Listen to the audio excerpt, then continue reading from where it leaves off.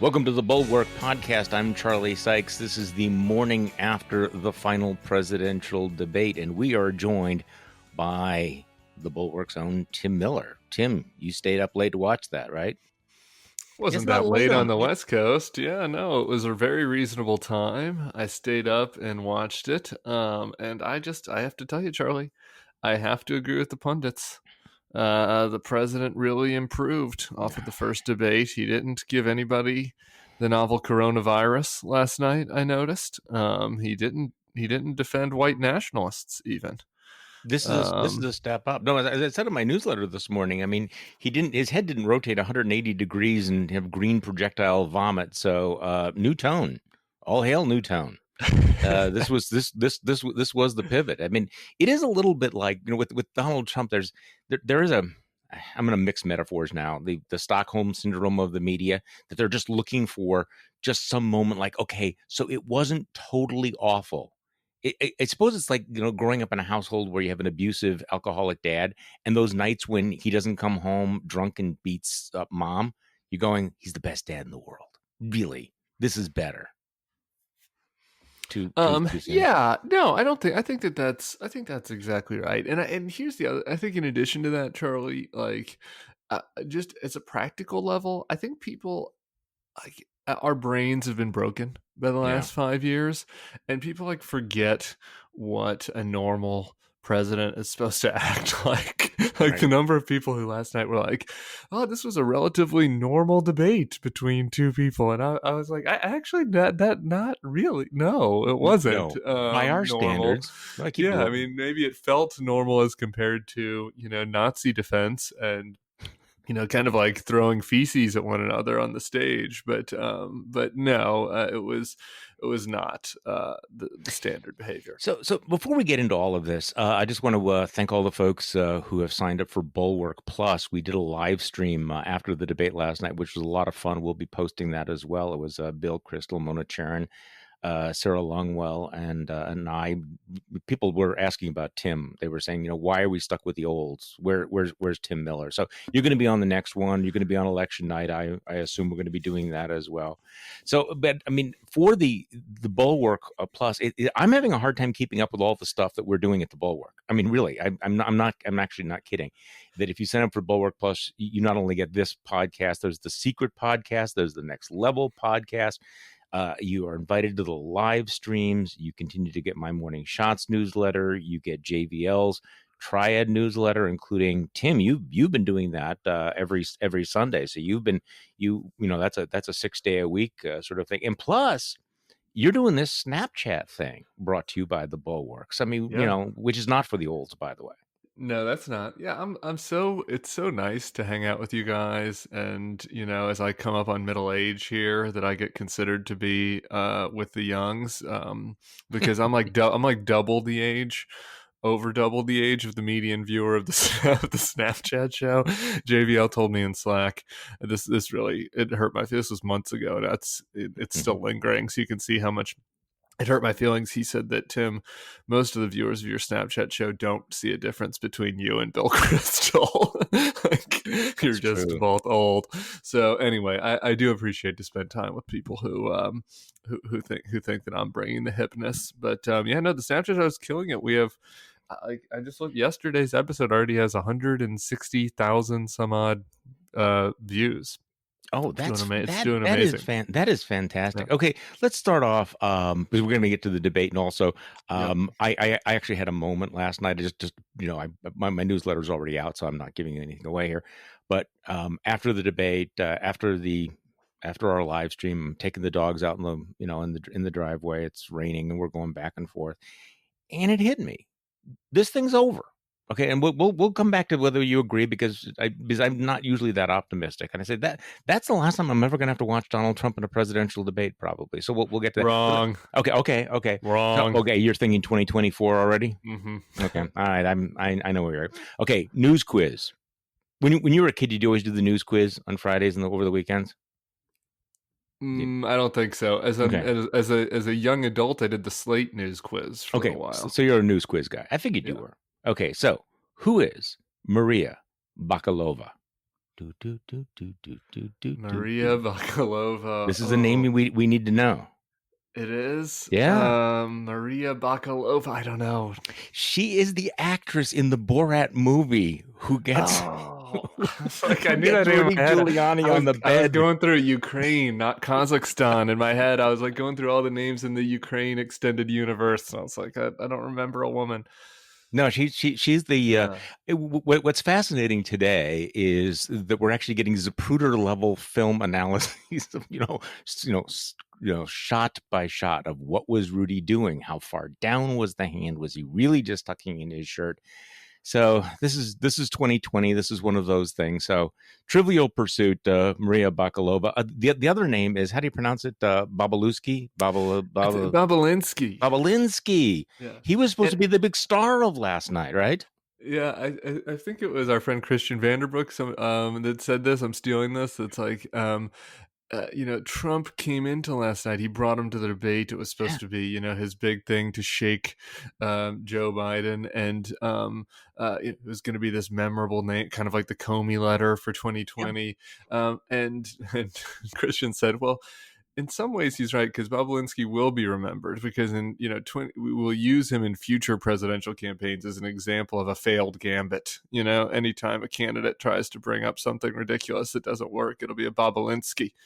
That's right. It will be now for people who are not totally online. I'm guessing that this the president wanted to Or they only. don't read the Wall Street Journal's Yeah. competing articles Right. on him.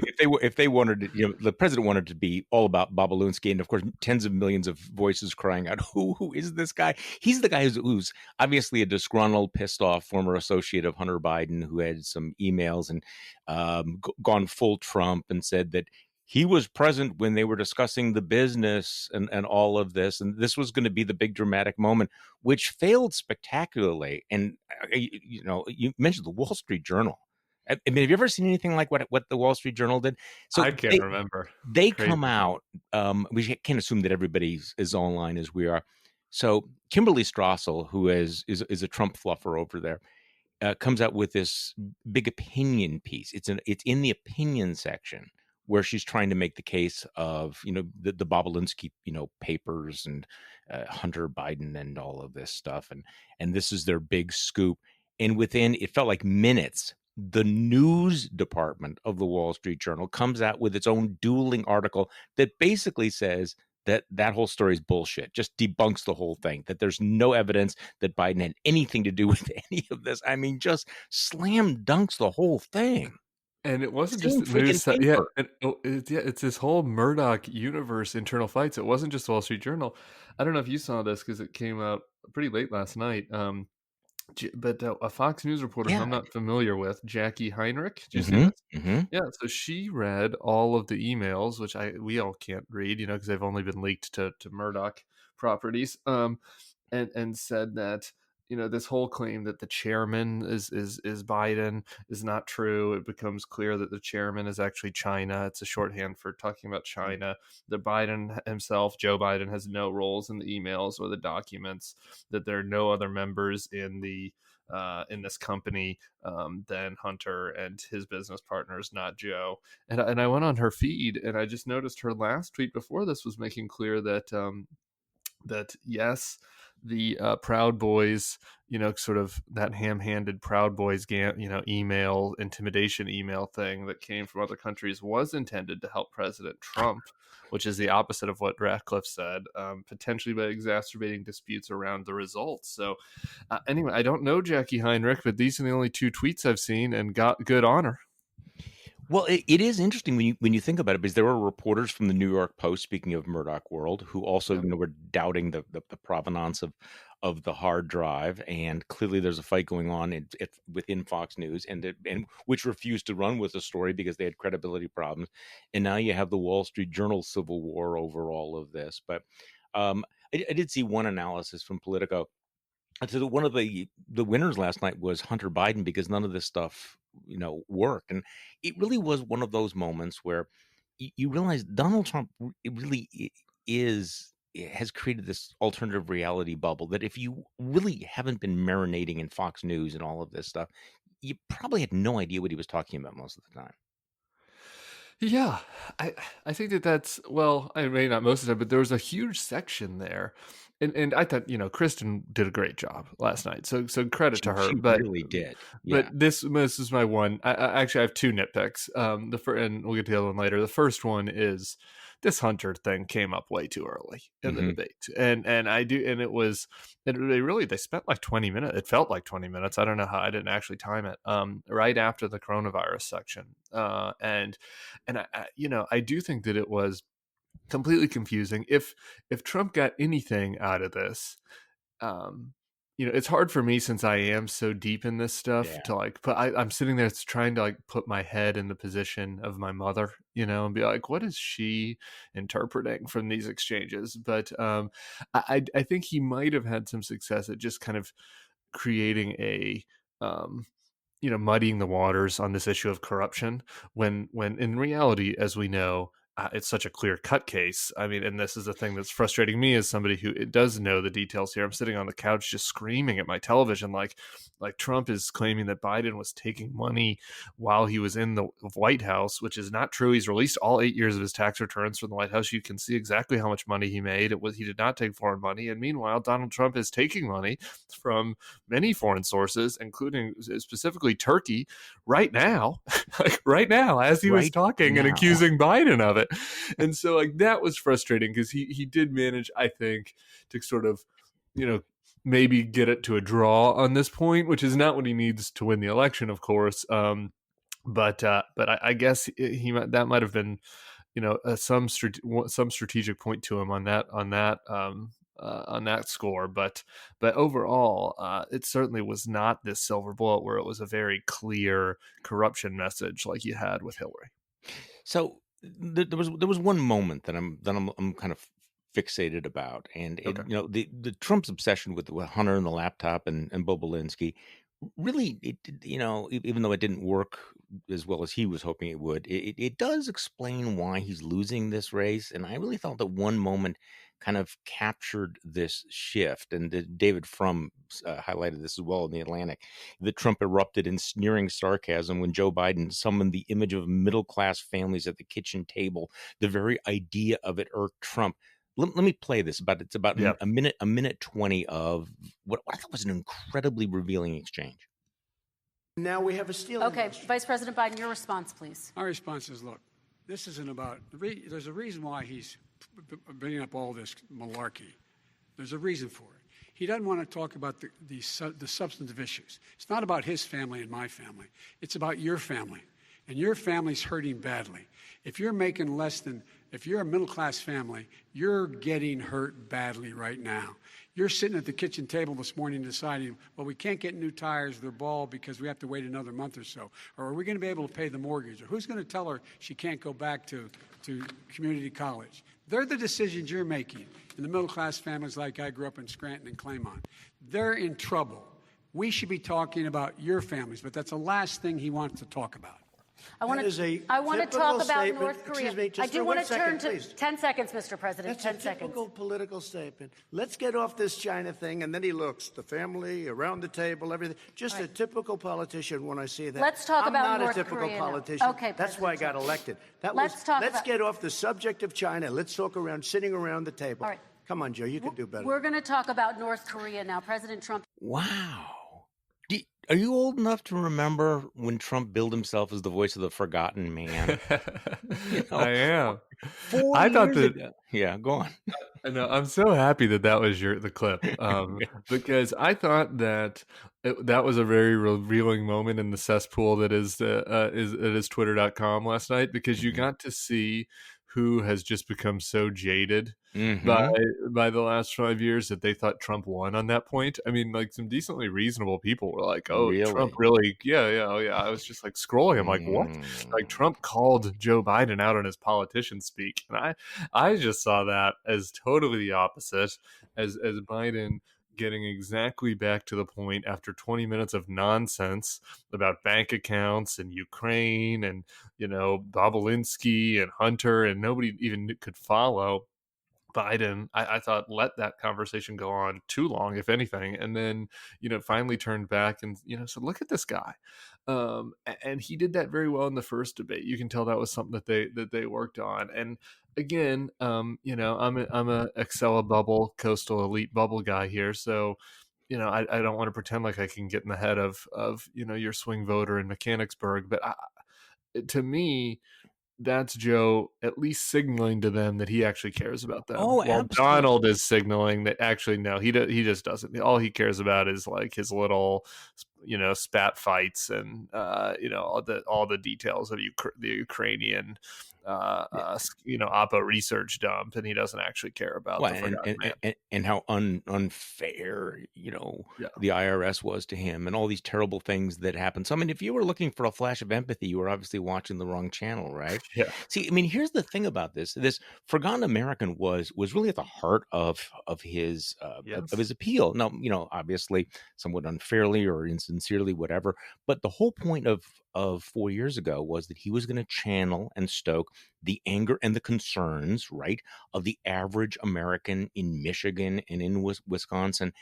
And what you got from him last night was, yeah, screw that. I want to talk about myself. I mean, here's a guy who's always been in his own sort of narcissistic bubble, but he's really created this alternative reality now that has insulated himself from what's happening in his own country. So he's up there and he's talking about turning the corner and living with the pandemic the day after we have 70,000 new cases, 1,000 people dying a day, millions of people still out of work. But they're not his problem. He doesn't want to talk about them. He wants to talk about Hunter Biden's freaking laptop. He wants to compare himself to Abraham Lincoln. He wants sympathy for all the mean things that have been done to him. And don't tell him stories about average Americans who might not be able to afford stuff, because when's the last time he sat around the table and worried about whether or not he was going to be able to afford this or that? Never. I mean, it was all phony in 2016, but he had Bannon around him, who I think helped keep his North Star, and he was able to focus on his grievances about how the Obama administration and the Bush administration had failed, Americans. He didn't have to defend his own record. He's such a sensitive Sally that he just can't help but like complain and whine about himself and woe is me, rather than focus on, anymore pretend to focus on the problems of regular people. But the other thing on this point, Charlie, and I think this got lost in some of the commentary out of last night, is the other thing that Joe Biden was really good on last night. The thing that he was the best on, in my opinion, was later in the debate getting back to those kitchen table issues around the stimulus and around the minimum wage hike. And again, these Obama-Trump voters, not all, some of them are gone. Some of them are just in this have just gone full Breitbart and, red hat and are in the cultural grievance lane now. But a lot of them, really were, people that felt let down by the last two presidencies and thought Trump was going to be a businessman who cared about them. There are people out there, I know that they might not be listening to the Bulwark podcast, that bought it. And thought he was gonna cut deals for them. He hasn't. I thought Biden's you're in the sand trap, not making deals with Pelosi on this was good. Calling him out on the minimum wage hike, not recognizing that under $15 is not a living wage, regardless what you think about the policy dispute there. On a message standpoint, I mean, I thought Biden knocked that out of the park last night, and that was I think that's a key demo that he's talking to. Well, I did think that Biden seemed sharper than he did in the first debate, and again, things are moving so quickly. But when you think about the hundreds of millions of dollars that the Trump campaign has blown, convincing people or trying to convince people that Joe Biden was completely senile, that he couldn't put together a coherent sentence. I mean, remember when Rush Limbaugh was speculating that he couldn't possibly have delivered the acceptance speech at the Democratic convention live because it was too good? I mean, all these conspiracy theories, he must have had something in his ear and on all of that. And his eyes, the contact lenses, he had those contact lenses that were projecting. He was sharp, and that's relevant in and of itself. So look, just really quick on that. This is it's a Sarah's lane with the focus groups. But I dip in and out of those from time to time. And I'll tell you, one of the big things holding back a lot of these Obama-Trump voter types for going back to Biden was this so-called dementia issue, Oh and the yeah. senility. Like they brought that up way, way more than Hunter. And Tim Alberta, I was reading something that he wrote the other day where he said the same thing. And, in Michigan, he hears about the dementia and the senility thing way more than any of these other nonsense, Fox News navel gazing scandals. And I think that, Biden, again, some of these people are just looking for an excuse not to vote for him. Right. But for those who really wanted to go there, but that was the thing that was holding them back over 2 debates, he certainly, swept that issue off the table. And so that was his other big success. Well, look. I mean, before this began, if we were having this conversation, I think that the fair analysis would be that Joe Biden needed not to melt down. He needed not to, start screaming at the sky or doing something. And he not only did not melt down, he not only did not make a major gaffe. We can talk about the oil industry a little bit later, but which I don't think was really a gaffe. But he actually looked pretty good. And I think that was really important. I think that's one of those things. I sometimes say that we analyze the lyrics when a lot of voters are listening to the melody, and we're parsing what he should have said or did say or what position he took on this issue. I think the fact that he looked pretty good was significant. So, give me your sense on this. Now, let me tell you, going back to my walk with the dog in the rains last night, I was thinking about this. Of course, was the last chance to change the trajectory. We have a double-digit campaign. I know it's closer in the swing in the swing states, but JVL had a piece yesterday, and we know that he's our resident pessimist, right? I mean, he's the resident Eeyore. He is. Which is very strange because we're kind of a site full of Eeyores. And so it's to his great credit that he's able to elevate above the rest of the group. So he had 2 data points that came out yesterday. Number one, the Gallup poll that asked, does President Trump deserve to be reelected? Gallup found 56% no, 43% said yes. That's death for an incumbent when you have that kind of majority. And the second bit of information, he said is worse. The guys from 538 are now projecting a turnout, total number of votes, between 144 million and 165 million, with their pin set at about 154 million. And his analysis is, look, anything above 144 million it's really bad news for Trump, because the higher the turnout, the more likely the polls are to be accurate. And so you're looking at a huge number of votes out there that's really hard to imagine that. I mean, we'll basically swamp the Trump base. Give me your reaction to that, because he's saying he's toast. He's done. And I felt afterwards with that and seeing the trends that are going, and the fact that you're not going to get the October surprise. I mean, it could still happen, but Trump's kind of finished. I'm gonna out-Eeyore him a little bit. Okay. And we scrapped a little bit on this on the Next Level podcast, so I'll summarize that here. I think that generally speaking, his turnout analysis is correct. Like, generally speaking, a bigger turnout is going to accrue to Biden's benefit. Certainly in the popular vote, I think if you want to sell me on the fact that the popular vote race is pretty much done in Biden's favor, outside something completely crazy, I think that's an argument that I would take. I still have nagging worry about the Electoral College on 2 points. Sure. One is big turnout. If it disproportionately ticks towards, rural, ex-urban, white working class males, that's a bigger category of non-voters than Zoomers and young millennials and voters of color. Okay, are you seeing any evidence that's happening? No, I mean, no, not early, but my point is that, like, a lot of those voters have been listening to the anti-mail-in ballot propaganda coming out of the Trump world and MAGA media. So that surge could happen on election day. So I worry about that. And I worry about particularly that surge coming on election day combined with mail-in ballot issues, particularly in Pennsylvania, where They're not used to doing these mail-in ballots. We're already seeing, multiple controversies related to the count. So, if you look at the map, Wisconsin, Michigan feel pretty done. Arizona, okay, but then you got to win another one, and I do, and Florida has been resistant to this wave. Florida was resistant in 2018 when all the other states moved. North Carolina, isn't Virginia yet. So anyway, I think that things look very good. So I agree with that, but because of the potential, the electoral college demographic difference from the national demographic. Okay, so That's something that worries me. what are you most worried about when you get up and you look at which states are you most worried about? Pennsylvania. Pennsylvania.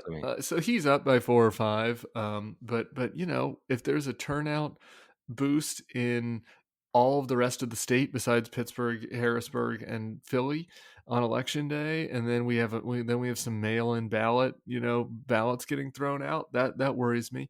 I think that North Carolina and Florida are lean Biden right now, and so could they break to being clear Biden victories? They could, right? But could there be again an election day turnout in kind of all of these other counties? Like in 2016, not to give everybody PTSD, but in 2016, I remember seeing the Miami number come in. Yep. And I was texting Mark Caputo, who knows this stuff better than anybody, and I was like, "This seems done to me, right?" And he's like, "Oh man, I said the same thing, exactly the same moment." Yeah, and he's like, there's a lot more vote out in the rest of Florida than you realized.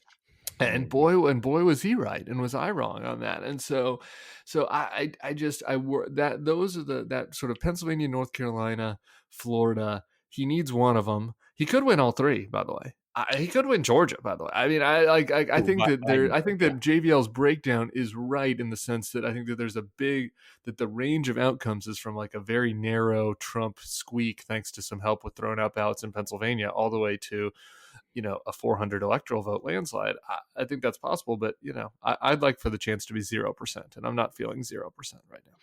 Yeah, I mean, it is possible given the dynamics. And again, I don't want to give anybody PTSD because I do think this is over, and I've said that. But you can certainly imagine, and it sort of emotionally resonates that if in fact North Carolina is a coin flip, imagine that easily imagine Trump actually eking out a win in North Carolina and in Florida, and if there are problems in Pennsylvania, and then you're back at 2016. Arizona is not, totally nailed down. So, Biden could win in Wisconsin, could win in Michigan, and still not win this election. Right. So people do need to understand that.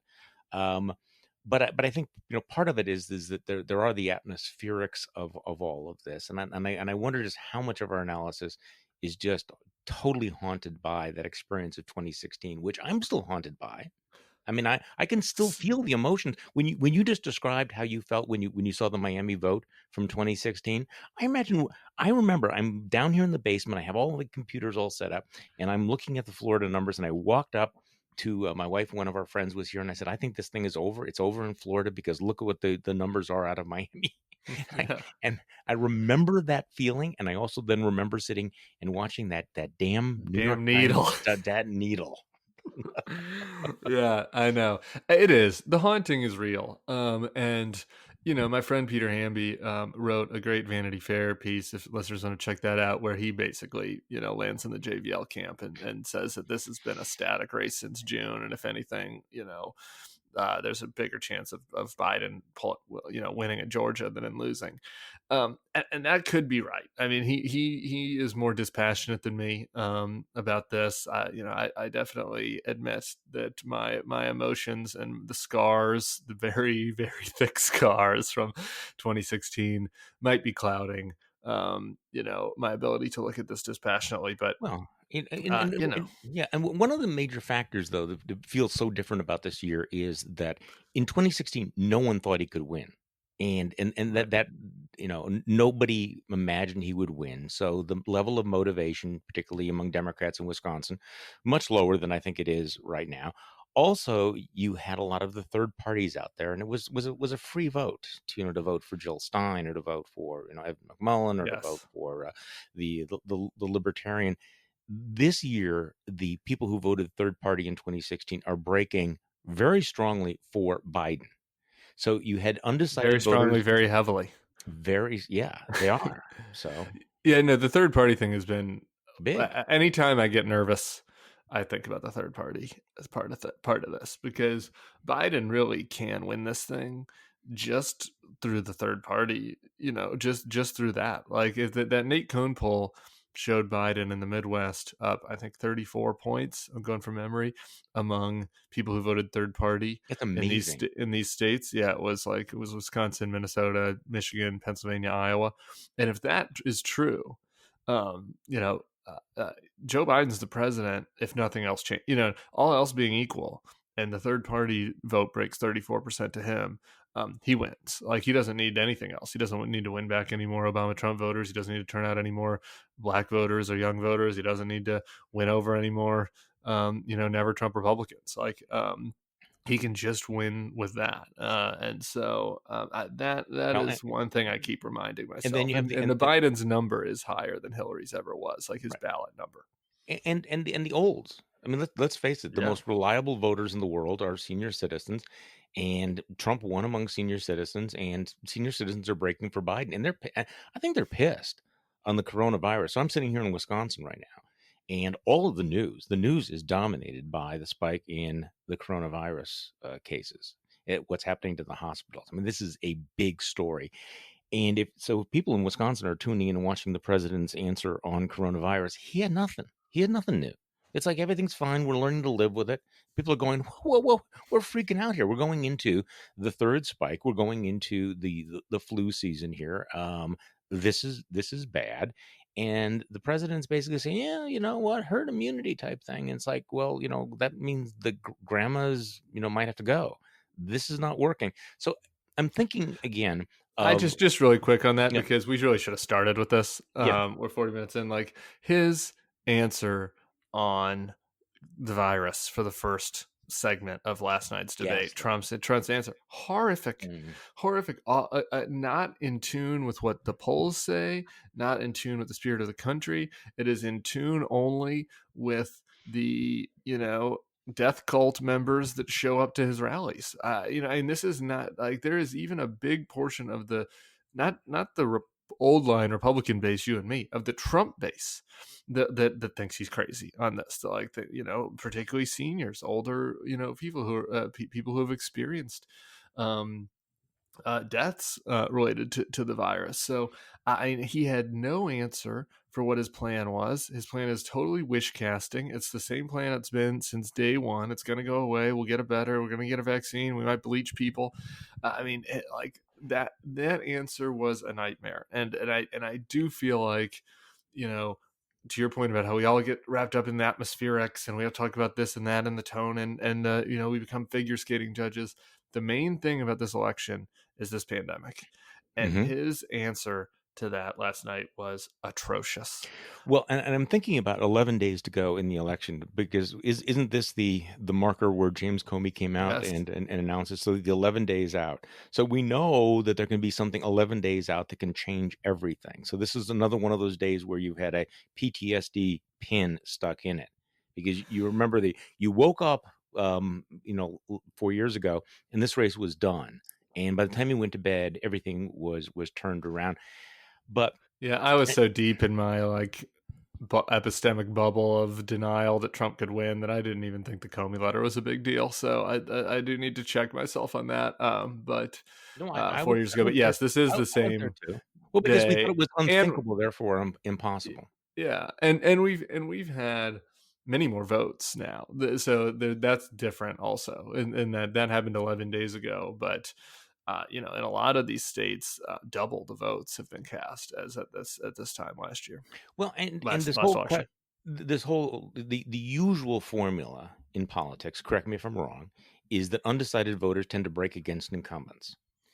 And so that's not good news for Donald Trump. Maybe that's different right now. And as you point out, a lot of votes have already been cast.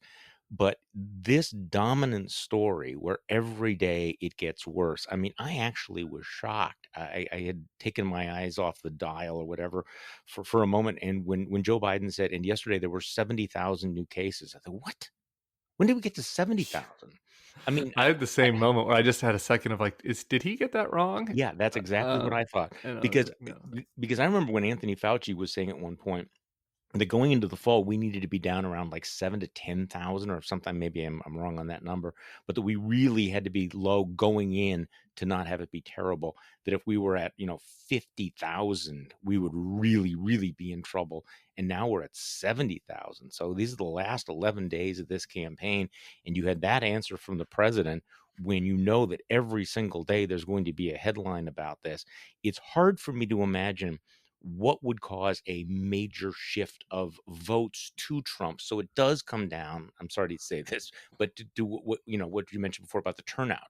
Is there that secret block of people who have never voted before, these non-college educated white men? Now there are some disturbing stories about the success Republicans have had with voter registration. Yep. Have you watched that? Mm-hmm. How bothered should we be about that? How bothered are you Again, by I that? mean, I'm bothered by it in the fact that I worry about the electoral map and the voter, the pool of voters. Okay, so the pool of voters who did not vote in 2016, who could be added to the electorate in 2020, nationwide is a benefit to Biden. In these swing states, it's Trump. Okay, now again, we don't know exactly. We're not going to have 100% turnout, right? So how does that break down? But he has a voter reg advantage, ad advantage, both in Florida and in Pennsylvania. I think about 100,000 in each over 2016. And so, and he won Pennsylvania last time by 70. 100 or no, I'm sorry, by like 30. So 130,000 plus you throw out 80,000 naked ballots. That's 210,000. Yeah, that's a big number to make up. So again, I mean, I don't have the math in front of me. Like if he goes in with a 4-point lead, is that enough to counteract 210? Probably. But this was my. I guess while we're just sort of wallowing in the muck here, because our website's very optimistic this morning. So if you're just looking for a pick me up, you can go to the website. That was what I last night had this kind of in my gut. I just desired for the kill shot. I just wanted Joe Biden to step on his face, or for Donald Trump to fall on his own face, and particularly on that core issue of character and moral clarity. And I do felt like Trump kind of fought that to a draw. And I felt like Biden, didn't really make the sale in the soul of America case. And I was frustrated by some of the stuff that didn't, Lafayette Square didn't come up. Parkland didn't come up. I mean, I felt like when you add all this stuff together, child separation and Lafayette Square and the white power tweet and Parkland and just his total lack of caring about the people who are dying from the coronavirus, I felt like you could have made a close there that just exposed him, and I don't feel like we got that. I feel like we got kind of status quo, which is also good for Biden, but deep in my bones I wanted the Trump's face in the manure, and I didn't get that. You didn't get in the debate, but right now Joe Biden, and this is again an extraordinary story, is outspending Trump. Yeah. What is about 3-1? So you have hundreds of millions of dollars of ads out there making that case. I mean, he is being pounded. Those messages are out there, and they're out there all the time. I've been talking to people around the country who say, every time I turn on the television, there's a Biden ad. I'm not seeing Trump ads, which is exactly the opposite of what we thought we would be seeing right now. Okay, so in the time that we have left, I want to make sure that we give you credit. You had a scoop in the Bulwark yesterday that is being followed by the New York Times, which gives you credit for breaking the story. It's a fascinating story about this congressional seat. This is Mark Meadows' old congressional seat. Yep. And the Republican is interesting character. His name is Madison Cawthorn, and you found a racist website, and it well, just tell me the story. It was it was one of those things where I didn't think it was real. Like I Yeah, put this into the Slack. I had a friend text it to me and said, have you seen this?" And then I searched to see if anybody had written about it before. Nobody had. And on this site, Cawthorn was attacking. Um, he claimed it was an advisor to his opponent Mo Davis, but it turns out it just was this kind of a writer for Mhm. maybe a more progressive nonprofit website down there in North Carolina. And he said that this guy Tom Fieldler quit his academia job in Boston to work for non-white males like Mm. Cory Booker, who aims to ruin white males. And I mean, it was first like the syntax is so bad, and it's just like such an out. Like it's something Not out of subtle. 1952. It's like you like who? Where do you even come up with the phrase "goes to work for non-white males"? I mean, how does that even come into your brain? That's like a pejorative. That you would work for the person you went to work for was not a white person, and so we looked around. And, we found that it was actually his site. He was running Facebook ads to the page. There's some other kind of, typical culture warrior stuff on the page. He attacks him for the Green New Deal, says he's a terrorist sympathizer, says he's perverted. It's a pretty gross website overall. But that line, which like literally read out of Jim Crow, stood out. And so, yeah, we put it up. He's on the Bulwark. He's since changed it, but didn't apologize. He said it was poorly phrased. And I was like, Poorly what? phrased. Yeah, I was like, Actually, what? I No, thought, it was I thought, explicitly racist. well, I thought the non-apology was very, very telling, because the right answer was, "Oh my God, I didn't know that was there. It should never have been there. It was written by some volunteer or something." Not that it was poorly phrased. Yeah. And then you've got this ties to, that's what I got into in the article. Trump has been doing these attacks on Cory Booker, these dog Yes. horns. So again, this is the same thing. Like the criticism here is this guy went to work for a quote non-white male who is Cory Booker, and it's just like it shows you just how like deep these guys are digging down the white grievance well. That like Cory Booker is the boogeyman that they have come up with here. Well, also, I mean, for a while it looked like this Madison Cawthorn was going to be the new rising, handsome young man star in the Yes. Republican Party. Lot of red flags for this guy. Lot of red flags. But this is a seat that is flippable, I understand. Yeah, so there's another red flag just worth mentioning, which is why he went after this Tom Fielders, because he had written about a letter that was written by Cawthorn's classmates from college. He's only 25, so this is like 3 years ago, right? It's not like a college letter Yeah. coming out for somebody our age.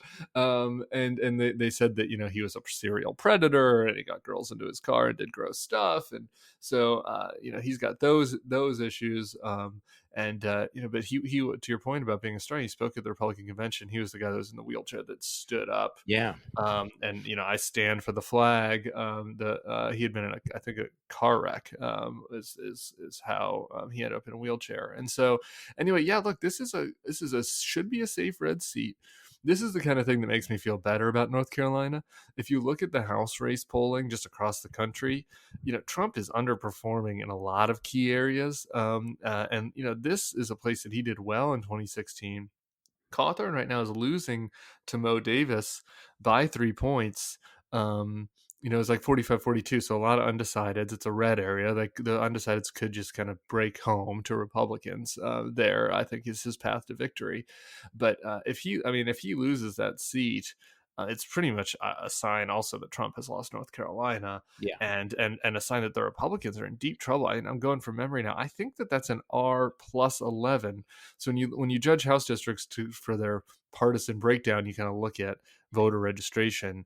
And I think there's 11% more Republicans than Democrats in the district. If Republicans are losing R plus 11 seats, the House majority that Nancy Pelosi will have in 2021 will be massive. Okay, so nerd alert here. I've actually become really fascinated by these district level polls, and Dave Wasserman has been doing this as well, showing the exact same thing: the underperformance of Republicans across the board. That you can kind of, it's sort of a canary in the coal mine as you begin to look at these. If you paid attention back in 2016, that would have been an indication that maybe Trump was breaking through at this district level. All these district level polls seem to be suggesting a shift in the other direction right now. So we're going to see. By the way, we've gone through this entire podcast without talking about Joe Biden walking out on 60 Minutes. Donald Trump walking out on 60 Minutes. You mean? What did I say? Joe Biden. Oh my God! So, yeah. We're all starting to lose it. Yeah. I mean, the whole thing is crazy to me. I mean, I watched most of so he puts up this leaked video on leaked or whatever, that they had taped the video as well. He puts this up on Facebook, all 35 minutes of it. And, he's petulant in it. He's upset about like the questions that are being asked, but they're pretty expected questions, and as far as his answers are concerned, it was pretty standard Trump, just a little bit higher on the petulant scale. So Yeah. I guess the strategy here was to try to negate what he expected would be bad coverage coming out of it Sunday, but he just drug it out. I thought that one thing that leaked out of it was that he, basically said he hopes that Amy Coney Barrett rules to overturn Obamacare. Again, what a self-own on this leak. I mean, who knows if 60 Minutes was not going to air the whole 35-minute interview, right? They cut it up, and they're also doing Biden, and as is in the name of the show, it's only 60-minute show. So, maybe some of this bad stuff hits the cutting room floor. So really strange strategy to put that out and draw attention to it. Yeah, I mean, if you assume there's any strategy involved, it's Donald Trump standing up to the media, pushing back against the elite media. It's the Media Research Center, toads are going to be all excited about all of this. But as you pointed out, he's raised the profile of the interview exponentially. Because, I mean, I can't remember the last time I actually watched 60 Minutes, to be honest with you, and now it's a must watch. He did come off looking petulant, and just that little tidbit where he's hoping the Supreme Court throws out Obamacare. That not only is that going to be a soundbite in millions of dollars worth of Democratic ads, but he gave them a 3-day head start on it. It's like they don't have to wait till Sunday, right? They have it. It's amazing. But also the way this began. What Leslie Stahl says, you ready for tough questions? Trump, just be fair. Leslie Stahl, last time you were like, bring it on. Trump, no, I'm not looking for that. Stahl, but you're okay with some tough questions. Trump, no, I'm not. He was petulant and pissed off, and then multiple times, and then throughout the interview, said, "I didn't say that." She asked her about. There's a good little this video going around about all the times he said, "I didn't say that," and then the video of him saying it, and it was, lock them all up, in regards to Gretchen Whitmer and all these other things. The whole time he's whining at the end of the interview. You can see him. He cancels the Mike Pence part of it. He looks over at Mike, Pence, and is like, "Mike, I mean, can you believe this? Can you believe this? No, we've done enough. We've done enough." Yeah. And it was. I mean, it's literally out of that. I don't know if anybody follows JL Colvin on Twitter. He does the best. Yeah. He does the best Trump impersonation, and he's got a shtick where he's always looking off screen at Mike, and like Trump is doing the JL Colvin shtick. It was, it's not going to. I guess to your point. He figures he isn't going to get anything out of it because he knows how the interview was. So maybe you can get something out of it by just, making it an anti-elite, anti-media thing. But boy, it feels like he's maxed out on that, on that audience. Exactly. So I don't think there's any strategy here. I just think that here's a guy who's probably starting to realize he's losing. He's always been thin-skinned. He's never been the warrior that he's portrayed himself as. And you had a moment of petulance. And so who knows? So, and here we are 11 days out. Tim Miller, thank you so much for joining me on the podcast again. We have to make sure we do you come up with a hook for our live stream next week.